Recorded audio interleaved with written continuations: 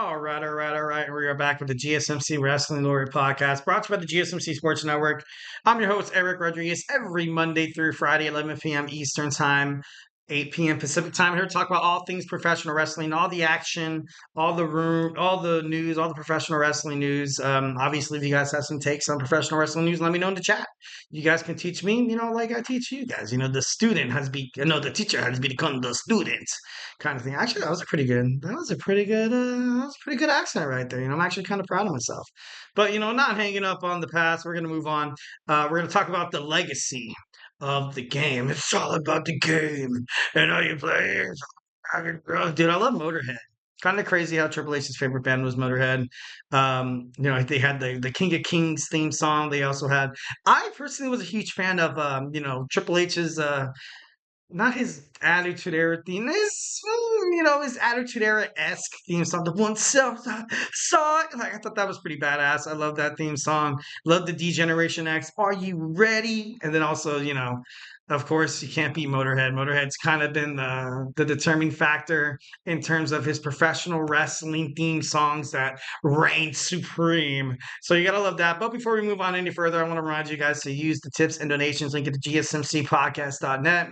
Shoot me your comments, questions, concerns. Tell me what you like. Tell me what you don't like. Hit up the tips and donations link. Obviously, anything is greatly appreciated.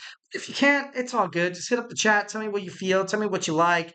Tell me how was your weekend. Tell me what you think is going to happen at SummerSlam. What you hope is going to happen on Monday Night Raw or SmackDown. Or if you're a Ring of Honor fan who stumbled upon this podcast by chance. We talk about Ring of Honor as well. Also TNA, also some MLW and NWA occasionally. But yeah, anything about in terms of professional wrestling, let's do it. I'm down, 1,010%. All right, so let's go ahead and move on to our next segment. We're going to talk about the game, the cerebral assassin, the king of kings triple. Ooh, that was the perfect entrance right there. That's a badass picture of Triple H right there. I love Triple H, obviously, one of the four, along with Shawn Michaels, on my wrestling Mount Rushmore, of course. John Cena's on one, although I did hate John Cena the majority of my life, but I feel like John Cena being up there, and I'm in debate about Roman Reigns and also The Undertaker. Of course, like there's no really any right or wrong answers in terms of determining your Mount Rushmore in professional wrestling. Obviously, you're going to choose whoever like you kind of grew up and you're like, dude, what are you talking about? Because for a little bit there, I was like, Bret Hart definitely should be on the, Ric Flair as well, Hulk Hogan, but times they are changing. Like I like to reiterate, like I love to talk about, you can't really compare who was the go between LeBron James and Michael Jordan. It was a way different NBA back then, to the point where you can beat the crap out of somebody on the court and not be called for any fouls whatsoever.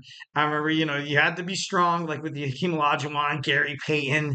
Everybody was just beating each other out. Vlade Divac and Chris Webber on the Sacramento Kings.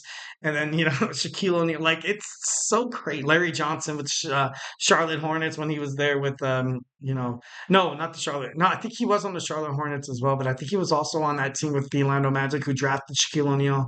Don't quote me on that. Reggie Miller. I love that old school stuff. You know what I mean? Karl Malone.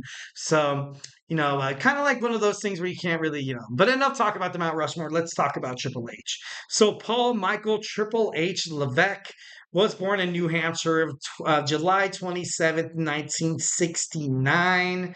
He was a professional wrestler, of course, an actor on, he's had appearances on film and also television and stuff like that. He's a business executive, something that I absolutely loved about Triple H, and I'll keep this brief. I remember watching an episode of I think it was Lip Sync or something like that, where he did the Moana How Far I'll Go, and I was like, oh, it was badass. I loved it. You gotta love it when a girl. I think he is a girl dad. I don't think he has any sons. I could be wrong. I gotta fact check that. But it just shows like how sensitive and how strong and just how cool like your dad could go out there and just be like, you know what? I have no filter. I don't give a F, bro. I'm gonna go out there and I'm gonna sing some songs from Disney. And I can kind of relate to that a little bit. Like it's hard not to watch Disney and get the Frozen songs stuck in your head, or hear some of them. Even old school, like when you hear about songs like from Sleeping Beauty or basically anything in terms of Disney, Aladdin, whatever. You get these songs that are just stuck in your head, but when you sing them, you can't help but to put a smile on your face. I feel like that's the reason why Disney is so prominent, so successful. 1,010%. They poke on all of our strings of rhetoric. They eat those pathos logos, kind of thing. So maybe that's the reason why it's so successful. That'd be pretty, damn. So now he's the CEO of WWE. He had a career. He started off in a career in 1992 to 1993, a career in International Wrestling Federation under the name Terra Rising. Made it to WCW in 1994 to 1995. In 1995, he moved on to WWF, where he was a French Canadian aristocrat, Jean Paul Levesque. Then he became Hunter Hearst Helmsley, obviously Triple H.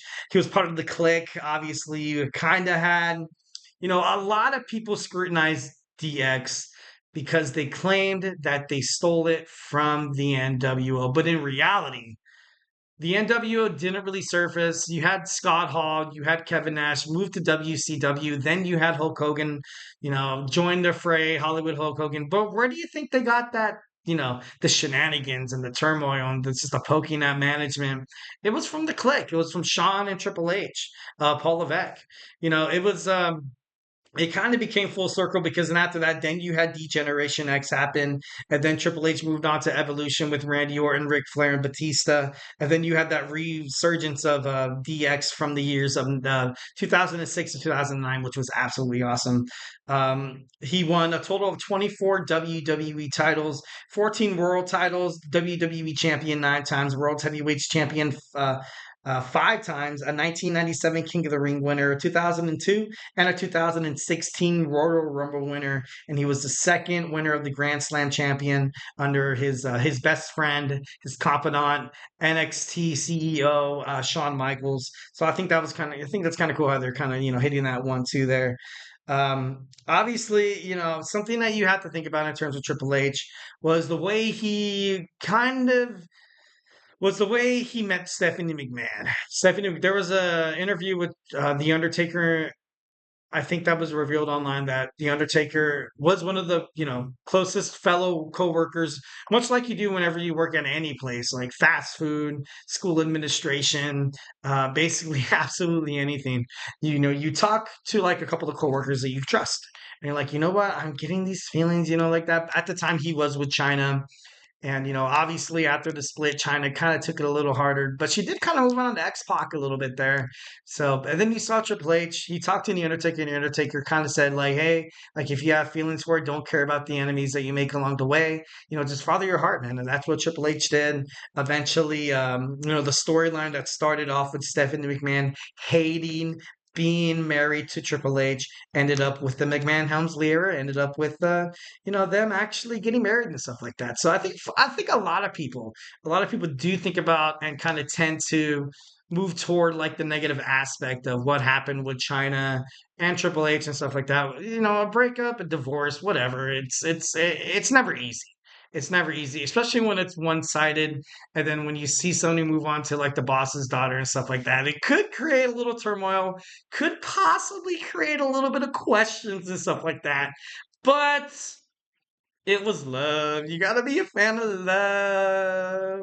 But, it was tough. Obviously, China took it really, really tough, had a substance abuse.